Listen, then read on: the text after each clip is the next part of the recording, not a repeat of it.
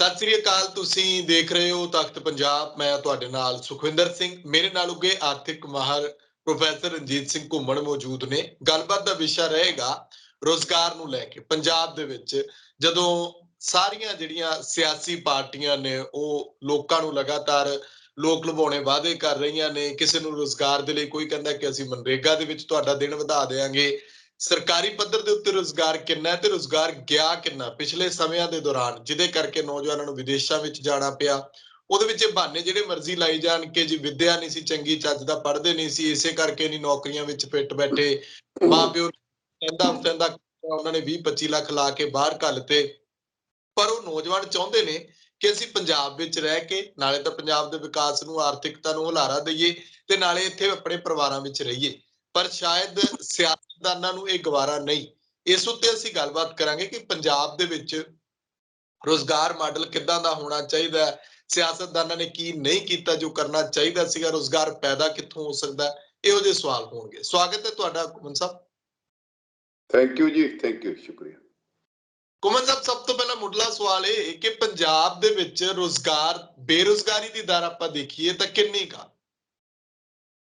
ਪੰਜਾਬ ਦੇ ਵਿੱਚ ਇਸ ਵੇਲੇ ਜਿਹੜੀ ਬੇਰੁਜ਼ਗਾਰੀ ਦੀ ਦਰ ਹੈ ਉਹ 8% ਹੈ। ਟੂ ਬੀ ਪ੍ਰੀਸਾਈਜ਼ 7.8% ਹੈ, ਜਦੋਂ ਕਿ ਹਿੰਦੁਸਤਾਨ ਦੇ ਵਿੱਚ 6.1% ਸੀ ਪਹਿਲਾਂ, ਹੁਣ 6.4% ਹੈ ਐਵਰੇਜ ਜਿਹੜੀ ਹੈ। ਸੋ ਪੰਜਾਬ ਦੇ ਵਿੱਚ ਇਹ ਕਾਫੀ ਵੱਡੀ ਦਰ ਹੈ ਤੇ ਬੇਰੁਜ਼ਗਾਰਾਂ ਵਿੱਚ ਤਕਰੀਬਨ 20-22% ਹੈ। ਜਿਹੜੇ ਯੂਥ ਆਪਣਾ ਨੌਜਵਾਨ ਨੇ ਉਹਨਾਂ 'ਚ ਬੇਰੁਜ਼ਗਾਰੀ 20 ਤੋਂ 22% ਹੈ। ਇਹ ਟੋਟਲ ਕਾਫੀ ਚਿੰਤਾ ਦਾ ਵਿਸ਼ਾ ਹੈ। ਇਹਦਾ 20 ਤੋਂ 22% ਜੇ ਲਾਈਏ ਤਾਂ ਕਿੰਨਾ ਕੁ? ਮੈਂ ਕਹਿੰਦਾ ਪੂਰੇ ਅੰਕੜੇ ਆਪਾਂ ਜੇ ਖੋਲ ਕੇ ਦੱਸੀਏ ਤਾਂ ਦੇਖੋ, ਇਸ ਵੇਲੇ 22 ਲੱਖ ਤੋਂ 25 ਲੱਖ ਦੇ ਕਰੀਬ ਜਿਹੜਾ ਸਾਡਾ ਵਰਕਫੋਰਸ ਹੈ, ਜਿਹਨੂੰ ਅਸੀਂ ਕਹਿੰਦੇ ਹਾਂ ਵਰਕਫੋਰਸ ਹੁੰਦਾ, ਉਹ ਲੋਕ ਜਿਹੜੇ 14 ਸਾਲ ਤੋਂ ਲੈ ਕੇ 64 ਸਾਲ ਦੀ ਉਮਰ ਤੱਕ ਦੇ ਨੇ, ਉਹ ਇਸ ਵੇਲੇ 22 ਤੋਂ 25 ਲੱਖ ਜਿਹੜੇ ਨੇ ਉਹ ਬੇਰੁਜ਼ਗਾਰ ਨੇ। ਤੇ ਇਹਨਾਂ ਵਿੱਚ ਤਕਰੀਬਨ 20 ਲੱਖ ਜਿਹੜੇ ਉਹ ਨੌਜਵਾਨ ਹੈਗੇ ਨੇ, ਜਿਹੜੇ 14 ਤੋਂ ਲੈ ਕੇ 35 ਸਾਲ ਤੱਕ। ਸੋ ਇਹ ਬਹੁਤ ਵੱਡੀ ਹੈ, ਜਦੋਂ ਕਿ ਸਾਡਾ ਉਹ ਨੌਜਵਾਨ ਜਿਹੜਾ ਕਿ ਬਹੁਤ ਪ੍ਰੋਡਕਟਿਵ ਉਤਪਾਦਕਤਾ ਵਾਲੀ ਏਜ 'ਚ ਹੁੰਦਾ ਹੈ ਤੇ ਉਹ ਬੇਰੁਜ਼ਗਾਰ ਹੋਵੇ, ਇਹ ਬੜਾ ਵੱਡਾ ਵਿਸ਼ਾ ਹੈ। ਇੱਥੇ ਮੈਂ ਤੁਹਾਨੂੰ ਇਹ ਦੱਸਣਾ ਚਾਹਾਂਗਾ ਕਿ ਸਾਡੇ ਕੋਲ ਇਸ ਵੇਲੇ ਕੋਈ ਪੁਖਤਾ ਅੰਕੜੇ ਨਹੀਂ ਹਨ ਬੇਰੁਜ਼ਗਾਰੀ ਬਾਰੇ। ਮੈਂ ਜਦੋਂ ਕਹਿੰਦਾ ਸਾਡੇ ਕੋਲ ਤੇ ਮੇਰਾ ਮਤਲਬ ਸਰਕਾਰ ਕੋਲ। ਸਰ 1998 'ਚ ਇੱਕ ਸਟੱਡੀ ਹੋਈ ਸੀਗੀ, ਸਰਕਾਰ ਨੇ ਕਰਵਾਈ ਸੀ। ਉਸ ਵੇਲੇ ਕੋਈ 14 ਲੱਖ ਦੇ ਕਰੀਬ ਬੇਰੁਜ਼ਗਾਰ ਇਹਨਾਂ ਨੇ ਨਿਸ਼ਾਨਦੇਹੀ ਕੀਤੀ ਸੀ ਕਿ ਬੇਰੁਜ਼ਗਾਰ ਨੇ। ਉਸ ਤੋਂ ਬਾਅਦ ਕੋਈ ਵੀ ਢੰਗ ਸਿਰ ਪੁਖਤਾ ਤਰੀਕੇ ਨਾਲ ਕੋਈ ਅਧਿਐਨ ਜਿਹੜਾ ਉਹ ਅੰਕੜੇ ਨਹੀਂ ਕੱਢੇ ਗਏ।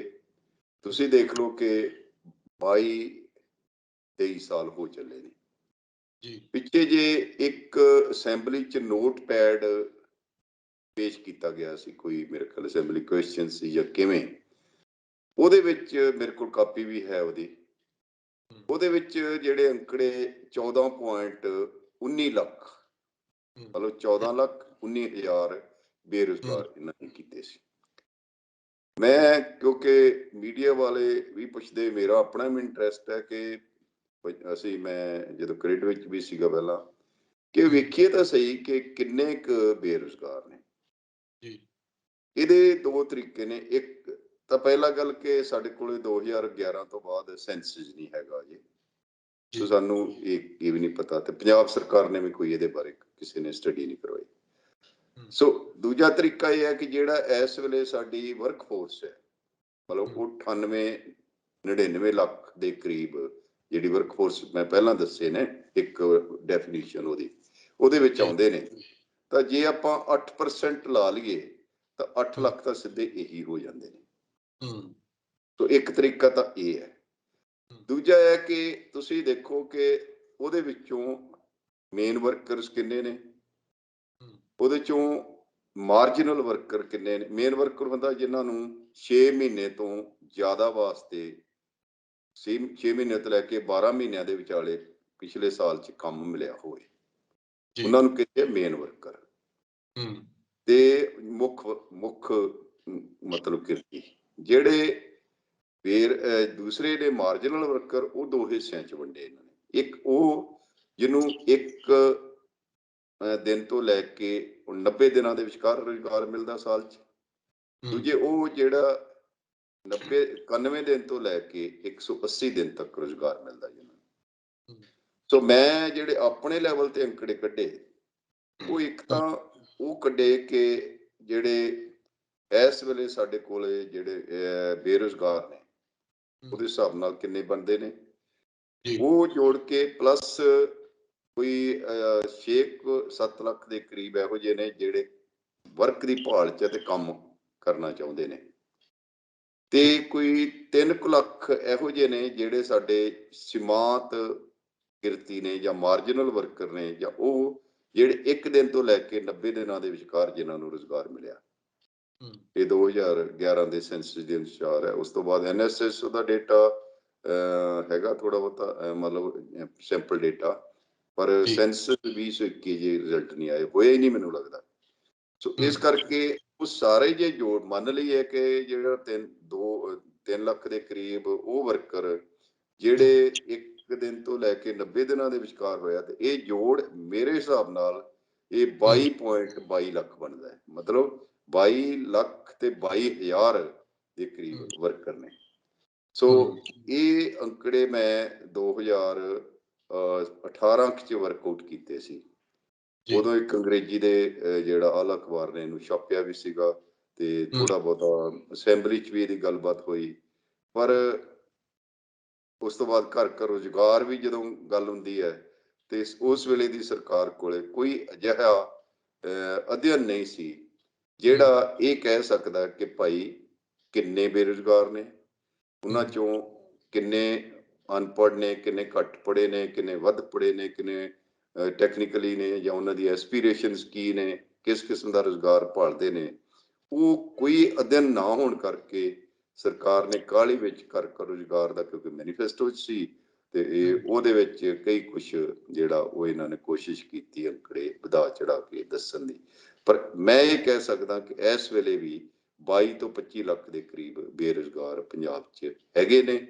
ਤੇ ਇਸੇ ਕਰਕੇ ਹੀ ਉਹ ਬੇਰੁਜ਼ਗਾਰ ਦਾ ਇਹ ਹੈ ਕਿ ਤੁਸੀਂ ਇਹ ਨਾ ਕਹੋ ਕਿ, ਤੇ ਇਸੇ ਦੌਰਾਨ ਮੈਂ ਇੱਕ ਤੁਹਾਨੂੰ ਹੋਰ ਫਿਗਰ ਵੀ ਦੇਣੀ ਚਾਹਾਂਗਾ ਕਿ 2001 ਤੋਂ ਲੈ ਕੇ 2019-20 ਤੱਕ 1 ਲੱਖ ਦੇ ਕਰੀਬ ਸਰਕਾਰੀ ਨੌਕਰੀਆਂ ਖਤਮ ਹੋਈਆਂ ਨੇ, ਤੇ 2017 'ਚ ਜਿਹੜੇ ਸਾਡੇ ਕੋਲ ਸਰਕਾਰੀ ਨੌਕਰੀਆਂ ਸੀ, ਕੋਈ ਮੇਰੇ ਖਿਆਲ 3,83,000 ਸੀਗੀਆਂ, ਹੁਣ 3,36,000 ਹੈ। ਸੋ ਉਹ 17 ਤੇ 2021 ਦੇ ਤੱਕ ਵਿਚਕਾਰ ਥੋੜ੍ਹੀਆਂ ਬਹੁਤੀਆਂ ਨੌਕਰੀਆਂ ਘਟੀਆਂ ਨੇ, ਨੈਟ ਜਿਹਨਾਂ ਨੂੰ ਕਹਿੰਦੇ, ਕੁਛ ਕ੍ਰੀਏਟ ਵੀ ਹੋਈਆਂ, ਪਰ ਜਿਹੜਾ ਨੈਟ ਸ਼ੁੱਧ ਵਾਧਾ ਹੋਇਆ ਨੌਕਰੀਆਂ 'ਚ ਉਹ ਨਹੀਂ ਹੋਇਆ। ਤੇ ਇਸੇ ਤਰ੍ਹਾਂ ਹਿੰਦੁਸਤਾਨ ਦਾ ਰੁਜ਼ਗਾਰ ਵੀ ਜਿਹੜਾ ਉਸ ਤਰ੍ਹਾਂ ਹੀ ਹੈ। ਤੇ ਇਸ ਕਰਕੇ ਰੁਜ਼ਗਾਰ ਦੇ ਵਿੱਚ ਦੀ ਸਥਿਤੀ ਜਿਹੜੀ ਹੈ ਉਹ ਕਾਫੀ ਮਾੜੀ।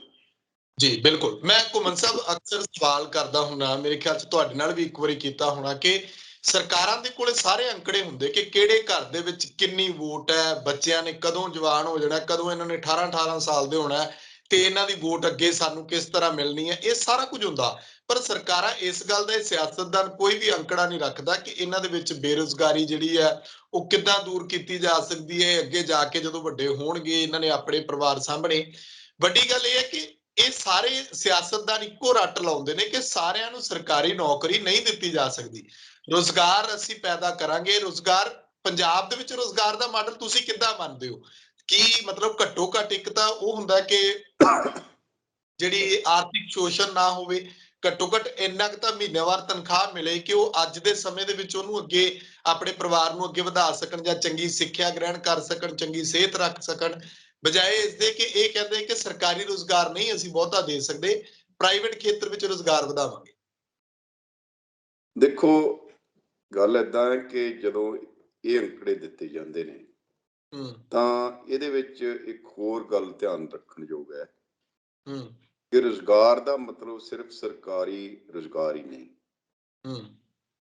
ਰੁਜ਼ਗਾਰ ਨਿੱਜੀ ਖੇਤਰ 'ਚ ਵੀ ਹੋ ਸਕਦਾ ਹੈ, ਰੁਜ਼ਗਾਰ ਸਰਕਾਰੀ ਖੇਤਰ 'ਚ ਵੀ ਹੋ ਸਕਦਾ ਹੈ, ਰੁਜ਼ਗਾਰ ਫਾਰਮਲ ਖੇਤਰ 'ਚ ਵੀ ਹੋ ਸਕਦਾ, ਰੁਜ਼ਗਾਰ ਇਨਫਾਰਮਲ ਅਨਆਰਗੇਨਾਈਜ਼ਡ ਸੈਕਟਰ 'ਚ ਵੀ ਹੋ ਸਕਦਾ ਹੈ। ਹੁਣ ਜਿਹੜਾ ਤੁਹਾਡਾ ਖੇਤੀ ਹੈ ਇਹ ਸਾਰਾ ਇਨਫਾਰਮਲ ਜਾਂ ਅਨਆਰਗੇਨਾਈਜ਼ਡ ਸੈਕਟਰ 'ਚ ਆਉਂਦਾ ਹੈ। ਇਹਦੇ ਵਿੱਚ ਜਿਹੜਾ ਸਰਕਾਰ ਦਾ ਆਪਣਾ ਇਕਨੋਮਿਕ ਸਰਵੇ ਹੈ ਉਹ ਕਹਿ ਰਿਹਾ ਕਿ 26% ਜਿਹੜਾ ਉਹ 19-20 ਦਾ ਜਿਹੜਾ ਆਰਥਿਕ ਸਰਵੇਖਣ ਹੈ ਇਹਦਾ ਉਹ ਹੀ ਕਹਿ ਰਿਹਾ ਕਿ 26% ਲਈ ਦਾ ਮਤਲਬ ਤੁਸੀਂ 26 ਲੱਖ ਮੰਨ ਲਓ, 25 ਲੱਖ ਸਮਥਿੰਗ ਮੰਨ ਲਓ। ਸੋ ਜਦੋਂ ਕਿ ਉਸ ਤੋਂ ਪਹਿਲਾਂ ਜ਼ਿਆਦਾ ਸੀ। ਇਹਦਾ ਮਤਲਬ ਇੱਕ ਤਾਂ ਇਹ ਮੰਨਣ ਦੀ ਲੋੜ ਹੈ ਕਿ ਖੇਤੀ ਚੋਂ ਜਿਹੜੇ ਕਿਰਤੀ ਨੇ, ਵਾਹੀਕਾਰ ਵੀ ਤੇ ਕਿਰਤੀ ਦੂਜੇ ਲੈਂਡਲੈਸ ਐਗਰੀਕਲਚਰ ਲੇਬਰਰ, ਇਹ ਬਾਹਰ ਕੁਛ ਕੀਤੇ ਜਾ ਰਹੇ ਨੇ। ਪਰ ਦੂਜੇ ਪਾਸੇ ਨਾ ਤਾਂ ਸਰਕਾਰੀ ਖੇਤਰ 'ਚ ਨੌਕਰੀਆਂ ਕ੍ਰੀਏਟ ਹੋ ਰਹੀਆਂ ਤੇ ਨਾ ਹੀ ਗੈਰ ਸਰਕਾਰੀ ਖੇਤਰ ਵਿੱਚ। ਹੁਣ ਤੁਸੀਂ ਬਹੁਤ ਅਹਿਮ ਸਵਾਲ ਜਿਹੜਾ ਪੁੱਛਿਆ ਉਹਦੇ ਬਾਰੇ ਮੈਂ ਤੁਹਾਡੇ ਨਾਲ ਆਪਣੇ ਗੱਲਬਾਤ ਕਰਾਂਗਾ। ਇੱਕ ਸਵਾਲ ਤਾਂ ਇਹ ਹੈ ਕਿ ਇਹ ਕਿਉਂ ਘਟ ਰਿਹਾ ਰੁਜ਼ਗਾਰ ਜਾਂ ਕਿਉਂ ਨਹੀਂ ਪੈਦਾ ਹੋਇਆ। ਦੂਜਾ ਹੈ ਕਿ ਕਿਵੇਂ ਪੈਦਾ ਹੋ ਸਕਦਾ ਹੈ। ਪਹਿਲਾ ਜਿਹੜਾ ਪਾਰਟ ਹੈ ਸਵਾਲ ਦਾ ਉਹ ਇਹ ਹੈ ਕਿ ਸਾਡੇ ਕੋਲ 1992 ਤੋਂ ਲੈ ਕੇ ਹੁਣ ਤੱਕ ਦਾ ਜਿਹੜਾ ਐਨਾਲਿਸਿਸ ਜਾਂ ਵਿਸ਼ਲੇਸ਼ਣ ਹੈ ਆਰਥਿਕਤਾ ਦਾ, ਉਹ ਇਹ ਦੱਸਦਾ ਹੈ ਕਿ ਸਾਡਾ ਜਿਹੜਾ ਵਿਕਾਸ ਦਾ ਦਰ ਹੈ, ਜਿਹਨੂੰ GDP ਗਰੋਥ ਰੇਟ ਕਹਿੰਦੇ ਆ, ਉਹ 1992 ਤੋਂ ਲੈ ਕੇ ਹੁਣ ਤੱਕ ਲਗਾਤਾਰ ਹਿੰਦੁਸਤਾਨ ਦੀ ਔਸਤ ਤੋਂ ਵੀ ਘੱਟ, ਔਸਤ ਵਿਕਾਸ ਦਰ ਤੋਂ ਵੀ ਘੱਟ ਰਿਹਾ ਤੇ ਹਿੰਦੁਸਤਾਨ ਦੇ ਜਿਹੜੇ 17, 18 ਜਾਂ 19 ਹੁਣ ਤੱਕ ਹੋ ਗਏ ਜਿਹੜੇ ਜਿਨ੍ਹਾਂ ਨੂੰ ਕਹਿੰਦੇ ਆ ਕਿ ਨੌਨ ਸਪੈਸ਼ਲ ਕੈਟੇਗਰੀ ਸਟੇਟ, ਜਿਨ੍ਹਾਂ ਨੂੰ ਸਪੈਸ਼ਲ ਬੈਨੀਫਿਟ ਨਹੀਂ ਮਿਲਦੇ, ਉਹਨਾਂ ਨਾਲ ਹੀ ਜੇ ਕੰਪੇਅਰ ਕਰ ਲਈਏ ਤਾਂ ਇਸ ਵੇਲੇ ਉਹ ਕੋਈ 18ਵਾਂ 17ਵਾਂ ਰੈਂਕ ਹੈ। ਮਤਲਬ ਇੰਨਾ ਅਸੀਂ ਵਿਕਾਸ ਦਰ 'ਚ ਥੱਲੇ ਜਾ ਚੁੱਕੇ ਹਾਂ। ਤੇ ਇਹ 1992 ਤੋਂ ਲੈ ਕੇ ਹੁਣ ਤੱਕ ਜਿਹੜਾ ਲਗਾਤਾਰ ਥੱਲੇ ਆਉਂਦਾ ਰਿਹਾ। 11 ਵਿੱਚ 13ਵਾਂ ਸੀ, ਹੁਣ 17ਵਾਂ ਹੋ ਗਿਆ। ਸੋ ਇਹ ਇੱਕ ਤਾਂ ਧਿਆਨ 'ਚ ਰੱਖਣ ਦੀ ਹੁਣ ਸਵਾਲ ਪੈਦਾ ਹੁੰਦਾ ਕਿ ਵਿਕਾਸ ਦਰ ਕਿਉਂ ਘਟ ਰਹੀ ਹੈ ਲਗਾਤਾਰ। ਇਸ ਲਈ ਘਟ ਰਹੀ ਹੈ ਕਿ ਖੇਤੀ ਵਿੱਚ ਜਿਹੜਾ ਪ੍ਰੈਜੈਂਟ ਟੈਕਨੋਲੋਜੀ ਹੈ, ਤਕਨੀਕ ਹੈ, ਤੇ ਜਿਹੜਾ ਸਾਡਾ ਵਰਤਮਾਨ ਕ੍ਰੋਪਿੰਗ ਪੈਟਰਨ ਹੈ, ਉਹਦੇ ਵਿੱਚ ਹੋਰ ਵਿਕਾਸ ਦੀਆਂ ਸੰਭਾਵਨਾਵਾਂ ਐਸ ਸੱਚ ਨਹੀਂ ਹਨ। ਠੀਕ ਹੈ, ਇੱਕ ਤਾਂ ਇਹ। ਦੂਜਾ ਹੈ ਕਿ ਸਾਡਾ ਜਿਹੜਾ ਦੂਜਾ ਤਰੀਕਾ ਹੁੰਦਾ ਕਿ ਇੱਕ ਤਰੀਕਾ ਵਿਕਾਸ ਦਾ ਜਿਹੜਾ ਮੁੱਢਲਾ ਅਸੂਲ ਹੈ ਉਹ ਇਹ ਹੈ ਕਿ ਤੁਹਾਡਾ ਜਿਹੜੀ ਸੂਬੇ ਦੀ ਸਮੁੱਚੀ ਆਮਦਨ ਹੈ ਉਹਦਾ ਕਿੰਨੇ % ਜਿਹੜਾ ਉਹ ਸੂਬੇ ਵਿੱਚ ਨਿਵੇਸ਼ ਹੋ ਰਿਹਾ। ਹੁਣ ਇੱਥੇ ਹੈ ਕਿ ਸਾਡਾ ਜਿਹੜਾ 15 ਤੋਂ 20% ਦੇ ਕਰੀਬ ਜਿਹੜਾ ਨਿਵੇਸ਼ ਹੋ ਰਿਹਾ, ਜਦੋਂ ਕਿ ਹਿੰਦੁਸਤਾਨ ਦਾ ਜਿਹੜਾ ਉਹ 28, 30, 32, ਕਿਸੇ ਵੇਲੇ 34% ਵੀ ਰਿਹਾ। ਔਰ ਇਹ ਅੱਜ ਤੋਂ ਨਹੀਂ ਹੈ, ਪਿਛਲੇ 20, 22, 25 ਸਾਲਾਂ ਤੋਂ ਇੰਜ ਹੋ ਰਿਹਾ। ਸੋ ਇਸ ਕਰਕੇ ਕਿਉਂਕਿ ਜਿਹੜੀ ਆਪਣਾ ਨਿਵੇਸ਼ ਤੇ ਆਮਦਨ ਦਾ ਜਿਹੜਾ ਅਨੁਪਾਤ ਹੈ ਉਹ ਬਹੁਤ ਘੱਟ ਹੈ ਤੇ ਸਾਡੇ ਨਿਵੇਸ਼ ਨਹੀਂ ਹੋ ਰਿਹਾ। ਸਰਕਾਰ ਕੋਲੇ ਨਿਵੇਸ਼ ਕਰਨ ਦੀ ਸਮਰੱਥਾ ਜਿਹੜੀ ਹੈ ਉਹ ਦਿਨੋਂ ਦਿਨ ਘਟੀ ਜਾ ਰਹੀ ਹੈ ਕਿਉਂਕਿ ਅਸੀਂ ਕਰਜ਼ੇ ਦਾ ਭਾਰ ਬਹੁਤ ਵਧਾ ਲਿਆ ਹੈਗਾ ਤੇ ਕਰਜ਼ਾ ਚੁੱਕ ਕੇ ਅਸੀਂ ਜਿਹੜਾ ਉਹ ਮਤਲਬ ਪਾਪੂਲਿਜ਼ਮ ਵੀ ਕੀਤਾ ਹੈ, ਪੋਲੀਟੀਕਲ ਪਾਪੂਲਿਜ਼ਮ ਵੀ ਕੀਤਾ ਤੇ ਕਰਜ਼ਾ ਚੁੱਕ ਕੇ ਸਰਕਾਰਾਂ ਵੀ ਚਲਾ ਰਹੇ ਆ। ਤੇ ਇਸੇ ਕਰਕੇ ਪੰਜਾਬ ਵਿੱਚ ਅਜੇ ਵੀ ਜਿਹੜਾ ਪ੍ਰੋਪਰ ਤੁਹਾਨੂੰ ਪੇ ਸਕੇਲ ਜਿਹੜੇ ਆ ਉਹ ਦਿੱਤੇ ਤਾਂ ਹੈ, ਪਰ ਏਰੀਅਰ ਅਜੇ ਦੇ ਬਾਰੇ ਕੋਈ ਗੱਲ ਨਹੀਂ, DA ਪੁਰਾਣੇ ਦੇ ਬਾਰੇ ਕੋਈ ਗੱਲ ਨਹੀਂ। ਸੋ ਇੱਕ ਤਾਂ ਹੈ। ਦੂਜਾ ਜਿਹੜਾ ਹੈਗਾ ਕਿ ਹੁਣ ਸਵਾਲ ਅਗਲਾ ਪੈਦਾ ਹੁੰਦਾ ਕਿ ਇਹ ਸਥਿਤੀ ਆਈ ਕਿਉਂ? ਆਈ ਇਸ ਲਈ ਕਿ ਜੇ ਵਿਸ਼ਿਅਸ ਸਰਕਲ 'ਚ ਫਸ ਜਾਂਦਾ ਬੰਦਾ, ਇਸੇ ਤਰ੍ਹਾਂ ਸਰਕਾਰ ਤੇ ਪੰਜਾਬ ਵਿਸ਼ਿਅਸ ਸਰਕਲ 'ਚ ਫਸ ਗਿਆ। ਆਈ ਇਸ ਲਈ ਕਿ ਸਾਡੇ ਕੋਲ ਅਸੀਂ ਹੌਲੀ ਪਹਿਲਾਂ ਤਾਂ 1980s ਦਾ ਜਿਹੜਾ ਸਾਡਾ ਉਹ ਹੈ, ਜਿਹੜਾ 1980s ਦਾ ਸਾਡਾ ਹੈਗਾ ਦਹਾਕਾ, ਉਹ ਇੱਕ ਮਤਲਬ ਕਹਿ ਲਓ ਕਿ ਮਿਲੀਟੈਂਸੀ ਦਾ ਪੀਰੀਅਡ ਸੀਗਾ। ਉਹ ਮਿਲੀਟੈਂਸੀ ਪੀਰੀਅਡ ਦੇ ਵਿੱਚ ਕੀ ਹੋਇਆ ਕਿ ਸਾਡਾ ਜਿਹੜਾ ਉਹਦੇ ਵਿੱਚ ਉਸ ਦਹਾਕੇ 'ਚ ਤਾਂ ਭਾਵੇਂ ਸਾਡਾ ਡੀਸਲੇਸ਼ਨ ਗਰੋਥ ਨਹੀਂ ਹੋਇਆ, ਪਰ ਉਹਦਾ ਜਿਹੜਾ ਫਾਲ ਆਊਟ ਆ ਬਾਅਦ 'ਚ ਹੋਇਆ। ਤੇ ਲਾਅ ਐਂਡ ਆਰਡਰ ਨੂੰ ਅਸੀਂ ਪਹਿਲੀ ਤਰਜੀਹ ਜਿਹੜੀ ਹੈ ਉਹ ਦੇਣੀ ਸ਼ੁਰੂ ਕਰ ਦਿੱਤੀ। ਜਦੋਂ 1980ਵਾਂ ਦਾ ਦਹਾਕਾ ਆਇਆ ਤਾਂ ਮਿਲੀਟੈਂਸੀ ਦਾ ਪੀਰੀਅਡ ਸੀ, ਜਿਹੜਾ ਕਿ ਇੱਕ ਸਾਰਿਆਂ ਲਈ ਸੀਗਾ ਕਿ ਵਿਕਾਸ ਵਾਸਤੇ ਵੀ, ਲੋਕਾਂ ਲਈ ਵੀ ਇੱਕ ਅਣਸੁਖਾਵਾਂ ਡਿਕੇਡ ਸੀਗਾ। ਉਸ ਦੇ ਵਿੱਚ ਹੋਇਆ ਇਹ ਕਿ ਉਸ ਦਹਾਕੇ ਦੇ ਵਿੱਚ ਤਾਂ ਵਿਕਾਸ ਦਰ ਨਹੀਂ ਘਟਿਆ ਜ਼ਿਆਦਾ ਕੋਈ, ਪਰ ਉਹਦਾ ਜਿਹੜਾ ਫਾਲ ਆਊਟ ਇਹ ਹੋਇਆ ਕਿ ਇੱਕ ਤਾਂ ਸਟੇਟ ਪੰਜਾਬ ਦੀ ਜਿਹੜੀ ਸਰਕਾਰ ਹੈ ਉਹਦੀ ਓਰੀਐਂਟੇਸ਼ਨ ਬਦਲ ਗਈ। ਇੱਕ ਜਿਹੜਾ ਕਾਫੀ ਅਸੀਂ ਰਹੇ ਰਾਸ਼ਟਰਪਤੀ ਰਾਜ 'ਚ ਵੀ, ਉਹਨੇ ਵੀ ਵਰਕ ਕਲਚਰ ਤੇ ਵੀ ਇਫੈਕਟ ਕੀਤਾ, ਤੇ ਨਾਲ ਸਟੇਟ ਨੇ ਜਿਹੜਾ ਆਪਣਾ ਵਿਕਾਸ ਦੇ ਕਾਰਜਾਂ ਤੇ ਆਪਣੇ ਬਜਟ ਵਿੱਚ ਉਹ ਖਰਚਾ ਜਿਹੜਾ ਉਹ ਘਟਾ ਕੇ ਹੌਲੀ ਹੌਲੀ, ਜਿਹੜਾ ਕਿ ਕਿਸੇ ਵੇਲੇ 73% ਸੀਗਾ 1980 ਦੇ ਅਰਾਊਂਡ ਤੇ ਜਾਂ 70 ਪਿਛਲੇ ਚਲੇ ਜੋ, ਤੇ ਹੁਣ ਉਹ 50%, 49%, 48% ਤੱਕ ਵੀ ਹੈ ਓਵਰ ਕਰਦਾ। ਸੋ ਉਹ ਘਟਦਾ ਗਿਆ। ਇਹਦਾ ਮਤਲਬ ਹੈ ਕਿ ਅਸੀਂ ਵਿਕਾਸ ਨੂੰ ਤਰਜੀਹ ਦੇਣ ਦੀ ਬਜਾਏ ਗੈਰ ਵਿਕਾਸ ਕਾਰਜਾਂ ਤੇ ਆਪਣਾ ਬਜਟ ਜਿਹੜਾ ਉਹ ਖਰਚ ਕਰਨ ਲੱਗ ਗਏ, ਜਿਹੜਾ ਕਿ ਸਰਕਾਰ ਦੀ ਸਮਝ ਕੇ law and order the problem. ਸੋ ਇੱਕ ਉਹ ਹਿੱਸਾ ਹੋਇਆ। ਦੂਜਾ ਹਿੱਸਾ ਹੋਇਆ ਕਿ ਸਾਡਾ ਜਿਹੜਾ ਨਿਵੇਸ਼ ਤੇ ਆਮਦਨ ਦੀ ਦਰ ਹੈ ਉਹ ਘਟ ਗਈ। ਤੇ ਤੀਜਾ ਹੈ ਕਿ ਪੰਜਾਬ ਦੇ ਵਿੱਚ ਜਿਹੜਾ ਸੁਖਾਵਾਂ ਮਾਹੌਲ ਜਿਹੜਾ ਹੁੰਦਾ, ਨਾ ਤਾਂ ਸਰਕਾਰ ਪਾਸ ਪੈਸੇ ਸਨ ਨਿਵੇਸ਼ ਕਰਨ ਲਈ, ਤੇ ਨਾ ਹੀ ਪ੍ਰਾਈਵੇਟ ਨਿਵੇਸ਼ ਜਿਹੜਾ ਉਹ ਇਸ ਤਰ੍ਹਾਂ ਆਇਆ। ਭਾਵੇਂ ਇਹਨਾਂ ਨੇ ਟ੍ਰੇਡ ਫੈਸਟ, ਕਿੰਨੇ ਇਨਵੈਸਟ ਫੈਸਟ ਵੀ ਕੀਤੇ ਨੇ, ਪਰ ਉਹਦਾ ਕੋਈ ਬਹੁਤ ਵੱਡਾ ਅਸਰ ਇੱਥੇ ਦੇਖਣ ਨੂੰ ਨਹੀਂ ਮਿਲਿਆ ਜਿਹਦੇ ਨਾਲ ਰੁਜ਼ਗਾਰ ਪੈਦਾ ਹੋ ਸਕਦਾ ਹੈ। ਸੋ ਜਿੰਨਾ ਚਿਰ ਤੱਕ ਆਰਥਿਕ ਗਤੀਵਿਧੀਆਂ ਦੇ ਵਿੱਚ ਤੇਜ਼ੀ ਨਾ ਆਵੇ ਜਾਂ ਆਰਥਿਕ ਗਤੀਵਿਧੀਆਂ ਨਾ ਹੋਣ, ਜਾਂ ਆਪਾਂ ਜਿਹੜਾ ਖੇਤੀ ਦਾ ਜਿਹੜਾ ਉਤਪਾਦਨ ਹੈ ਉਸ ਨੂੰ ਇੱਕ ਇੰਡਸਟਰੀਅਲ ਗਰੋਥ ਨਾਲ ਇੰਟੈਗਰੇਟ ਨਾ ਕਰ ਸਕੀਏ, ਜਾਂ ਉਸ ਦੇ ਆਧਾਰਿਤ ਕੋਈ ਉਦਯੋਗਿਕ ਇਕਾਈਆਂ ਨਾ ਲਾ ਸਕੀਏ, ਉਹਨਾਂ ਚਿਰ ਵਿਕਾਸ ਜਿਹੜਾ ਹੋਣਾ ਉਹ ਵਿਕਾਸ ਹੋਣਾ ਵੀ ਅਸੰਭਵ ਹੈ, ਤੇ ਰੁਜ਼ਗਾਰ ਦੇ ਬਾਰੇ ਤੇ ਕਿਆਸ ਕਰਨਾ ਵੀ ਅਸੰਭਵ ਹੈ। ਹੁਣ ਸਵਾਲ ਇੱਕ ਹੋਰ ਪੈਦਾ ਹੁੰਦਾ ਕਿ ਇਹ ਸਰਕਾਰ ਨਹੀਂ ਆਪਣੀਆਂ ਨੌਕਰੀਆਂ, ਆਪਣੀਆਂ ਜਿਹੜੀਆਂ ਸੈਂਕਸ਼ਨ ਪੋਸਟਾਂ ਉਹ ਵੀ ਨਹੀਂ ਭਰ ਰਹੀ, ਤੇ ਦੂਸਰਾ ਸਵਾਲ ਇਹ ਹੈ ਕਿ ਸਰਕਾਰ ਜਿਹੜਾ ਰੁਜ਼ਗਾਰ ਪਿਛਲੇ 4-5 ਸਾਲਾਂ ਤੋਂ ਕ੍ਰੀਏਟ ਕਰ ਰਹੀ ਹੈ ਉਹਦੀ ਕੁਆਲਿਟੀ ਬਹੁਤ ਮਾੜੀ ਹੈ। ਕਿ ਮੁੱਢਲੀ ਤਨਖਾਹ ਤੇ ਜਿਹੜਾ ਉਹ ਰੁਜ਼ਗਾਰ ਦਿੱਤਾ ਜਾ ਰਿਹਾ, ਕਿ 117 MLA ਜਿਹੜੇ ਇਹ ਆਪਣੇ ਤਨਖਾਹਾਂ ਜਾਂ ਪੈਨਸ਼ਨਾਂ ਘਟਾਉਣ ਦਾ ਤਾਂ ਨਾਂ ਨਹੀਂ ਲੈਂਦੇ। ਇੰਪਲਾਈਜ਼ ਦੀਆਂ ਇਹਨਾਂ ਨੇ ਜਿਹੜੀਆਂ 100 ਰੁਪਇਆ ਮਿਲਦਾ ਸੀ, ਉੱਥੇ ਇਹਨਾਂ ਨੇ ਕੋਈ 30 ਰੁਪਏ ਤੱਕ ਲੈਣ ਦਾ। ਰੁਜ਼ਗਾਰ ਦੀਆਂ ਕਈ ਕਿਸਮਾਂ ਕ੍ਰੀਏਟ ਕਰਤੀਆਂ, ਠੇਕੇ ਤੇ ਭਰਤੀ ਹੈ ਜੀ, ਫਲਾਣਾ ਜੀ, ਢਿੰਗੜਾ ਜੀ, ਟੀਚਿੰਗ ਲੈ ਲਓ। ਮੈਂ ਪਿੱਛੇ ਦੇਖ ਰਿਹਾ ਸੀ ਕਿ ਸਰਕਾਰੀ ਕਾਲਜਾਂ ਵਿੱਚ ਵੀ ਜਿਹੜੇ 1850 ਪੋਜੀਸ਼ਨਾਂ ਨੇ ਅਸਿਸਟੈਂਟ ਪ੍ਰੋਫੈਸਰ ਜਾਂ ਉੱਪਰ ਦੀਆਂ, ਉਹਨਾਂ ਵਿੱਚੋਂ ਮਸਾਂ ਹੀ 300 ਭਰੀਆਂ ਹੋਈਆਂ ਨੇ ਰੈਗੂਲਰ। ਬਾਕੀ ਹੋਰ ਮਤਲਬ ਇਹ ਨਾ ਕੇਵਲ ਰੁਜ਼ਗਾਰ ਦੇ ਮੌਕੇ ਘਟਾਏ ਜਾ ਰਹੇ ਨੇ, ਸਗੋਂ ਰੁਜ਼ਗਾਰ ਦੀ ਜਿਹੜੀ ਕੁਆਲਿਟੀ ਹੈ ਉਹ ਵੀ ਘਟਾਈ ਜਾ ਰਹੀ ਹੈ। ਤੇ ਪੰਜਾਬ ਦਾ ਜਿਹੜਾ ਯੂਥ ਹੈ ਇਹ ਸਾਰਾ ਕੁਝ ਦੇ ਵਿੱਚੋਂ ਇੱਕ ਨਿਰਾਸ਼ਾਵਾਦੀ ਹੋ ਗਿਆ, ਤੇ ਨਸ਼ੇ ਵੀ ਵੱਧ ਗਏ, ਤੇ ਜਿਸ ਕਿਸਮ ਦਾ ਇੱਕ ਸਵੈ ਰੁਜ਼ਗਾਰ ਵੀ ਕਰਨਾ ਹੁੰਦਾ ਹੈ। ਹੁਣ ਕਈ ਲੋਕ ਆਰਗੂ ਕਰਦੇ ਆ ਕਿ ਸਾਡੇ ਕੋਲ ਮਾਈਗ੍ਰੈਂਟ ਵਰਕਰ ਜਿਹੜੇ ਨੇ ਉਹ ਆ ਕੇ ਇੱਥੇ ਰਹਿ ਕੇ ਆਪਣਾ ਨਿਰਵਾਹ ਵੀ ਕਰਦੇ ਨੇ, ਇੰਨੀ ਦੂਰ ਘਰੋਂ ਰਹਿੰਦੇ ਨੇ, ਘਰ ਪੈਸੇ ਵੀ ਭੇਜਦੇ ਆ, ਤੇ ਸਾਡੇ ਜਿਹੜਾ ਨੌਜਵਾਨ ਹੈ ਇੱਥੇ ਜਿਹਨੂੰ ਘਰ ਵੀ ਹੈ ਜਿਹਦਾ, ਜਾਂ ਉਹ ਜਿਹਦੇ ਕੋਲ ਕੱਪੜੇ ਵੀ ਧੋਤੇ ਮਿਲਣੇ, ਰੋਟੀ ਪੱਕੀ ਮਿਲਣੀ, ਉਹ ਕਿਉਂ ਨਹੀਂ ਉਹਨਾਂ ਦੀ ਥਾਂ ਲੈ ਸਕਦਾ? ਮੈਨੂੰ ਲੱਗਦਾ ਇੱਕ ਵੱਡਾ ਸਵਾਲ ਹੈ ਪੰਜਾਬ ਦੇ ਲੋਕਾਂ ਦੇ ਸਾਹਮਣੇ, ਤੇ ਇਹ ਪੰਜਾਬ ਦੇ ਜਿਹੜਾ ਯੂਥ ਆ ਉਹਦੀ ਐਸਪੀਰੇਸ਼ਨਸ ਦੇ ਵੀ ਮੁਕਾਬਲੇ 'ਚ ਉਹਨਾਂ ਨੂੰ ਲੱਗ ਰਿਹਾ ਕਿ ਜਾਂ ਤਾਂ ਸਰਕਾਰੀ ਨੌਕਰੀ ਮਿਲੇ, ਤੇ ਜਾਂ ਫਿਰ ਇਹੋ ਜਿਹਾ ਜਿਹੜਾ ਕੰਮ ਮਿਲੇ ਜਿੱਥੇ ਵਾਈਟ ਕਾਲਰ ਜੌਬ ਹੋਏ, ਉਹ ਇਸ ਕਿਸਮ ਦਾ ਕੰਮ ਭਾਵੇਂ ਵਿਦੇਸ਼ਾਂ 'ਚ ਜਾ ਕੇ ਉਹੀ ਕੰਮ ਕਰਦੇ ਹੋਣ।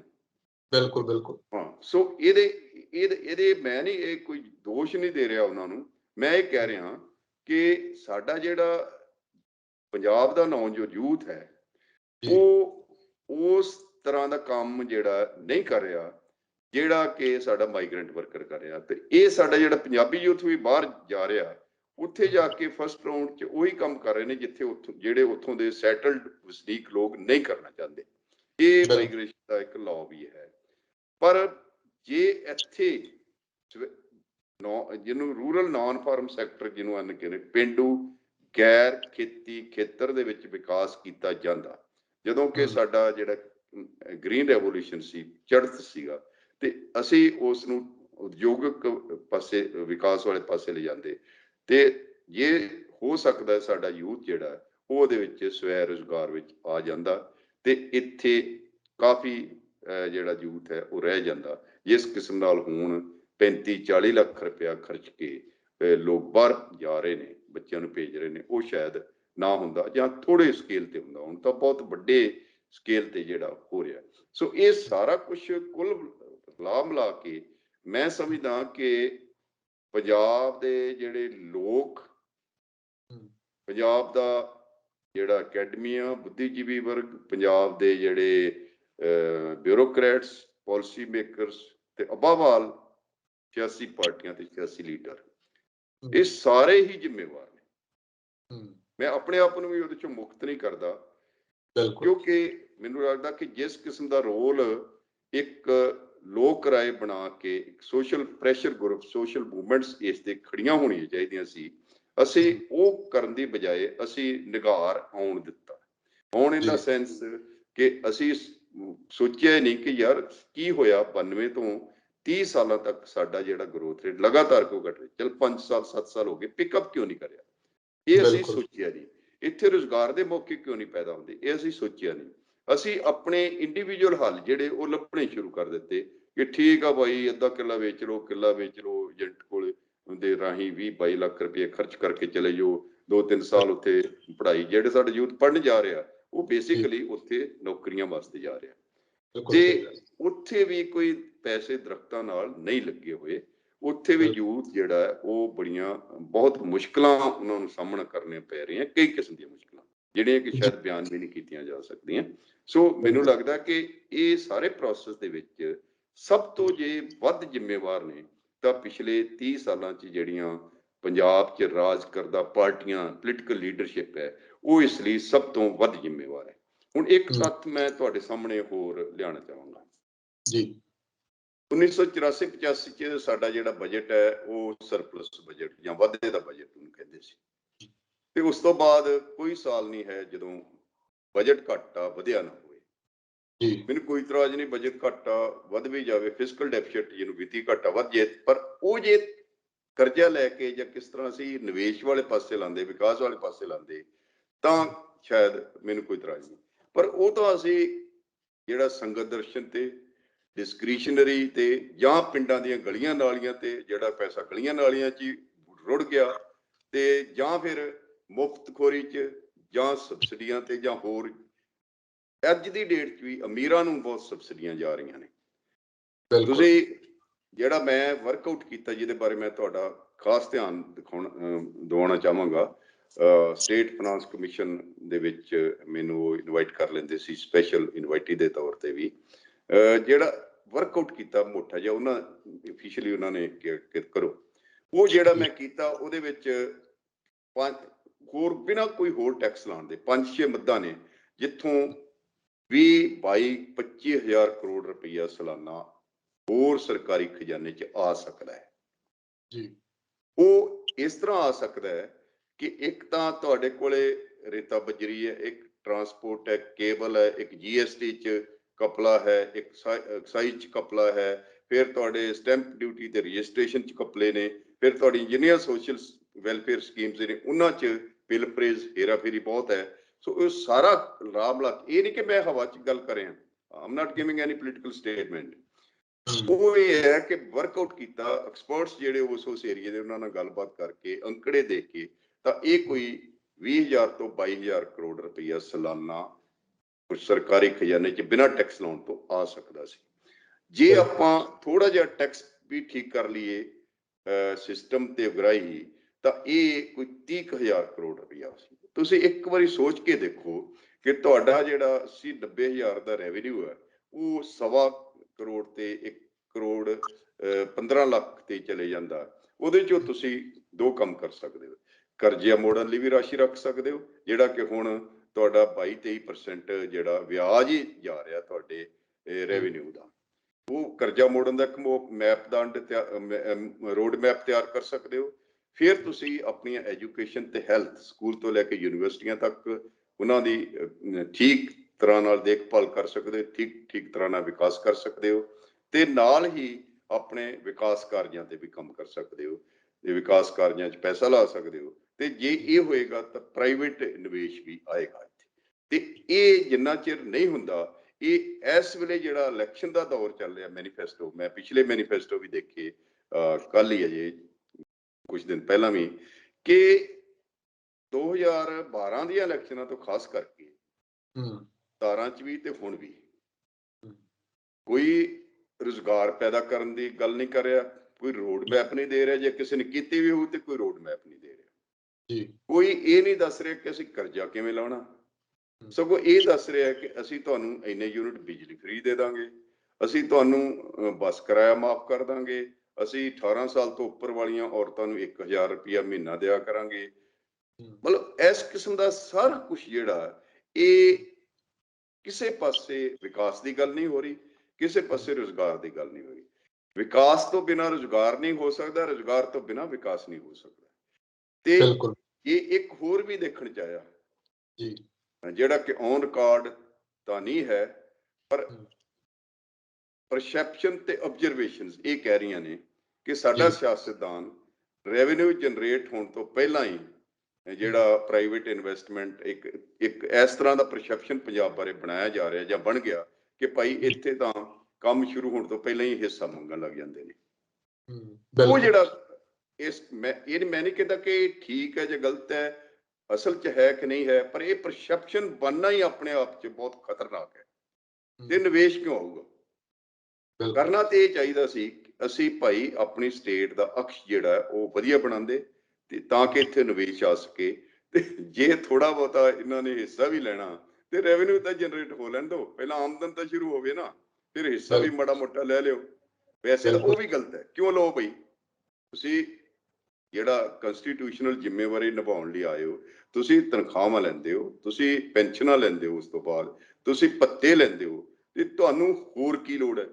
ਮੈਂ ਤਾਂ ਅਖਬਾਰ 'ਚ ਇਹ ਵੀ ਲਿਖਿਆ ਸੀ ਕਿ ਭਾਈ ਜੇ ਮੇਰੀ ਗੱਲ ਤੇ ਨਹੀਂ ਯਕੀਨ ਆਉਂਦਾ ਕਿ ਇੰਨਾ ਪੈਸਾ ਜਾ ਰਿਹਾ, ਤਾਂ ਤੁਸੀਂ ਇਹ ਦੇਖ ਲਓ ਕਿ ਤੁਹਾਡੇ ਆਲੇ ਦੁਆਲੇ ਸਰਪੰਚ ਤੋਂ ਲੈ ਕੇ MLA, MP, minister, chief minister, ਉਹਦੇ ਜਿਹੜੇ ਕਿਸ ਕਿਸਮ ਨਾਲ ਉਹਦੀ ਆਮਦਨ ਵੱਧ ਰਹੀ ਹੈ, ਕਿਸ ਕਿਸਮ ਦਾ ਉਹਦੀ ਧਨ ਸੰਪਤੀ ਵੱਧ ਰਹੀ ਹੈ, ਇਹ ਦੇਖ ਲਓ। ਤੇ ਉਹ ਕਿੱਥੋਂ ਵੱਧ ਰਹੀ ਹੈ?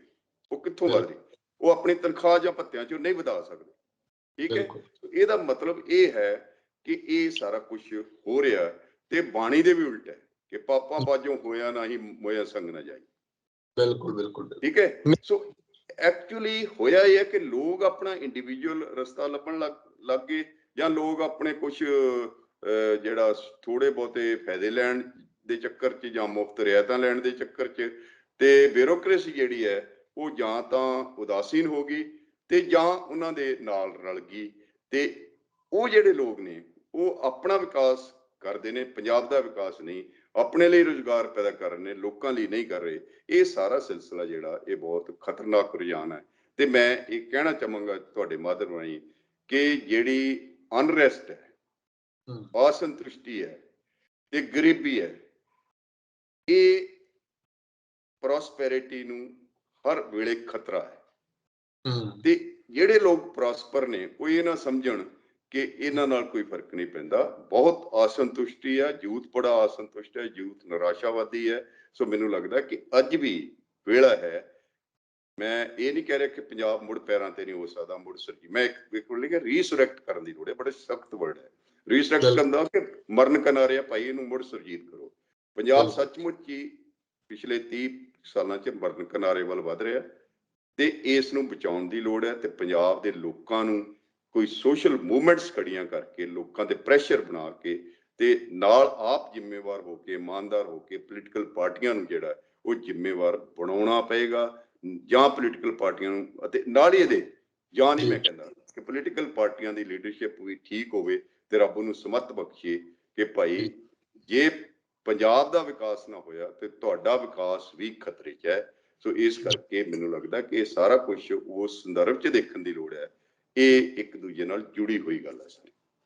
ਜੀ ਸ਼ੁਕਰੀਆ, ਧੰਨਵਾਦ ਘੁੰਮਣ ਸਾਹਿਬ, ਬਹੁਤ ਬਹੁਤ ਧੰਨਵਾਦ ਤੁਹਾਡਾ। Thank you.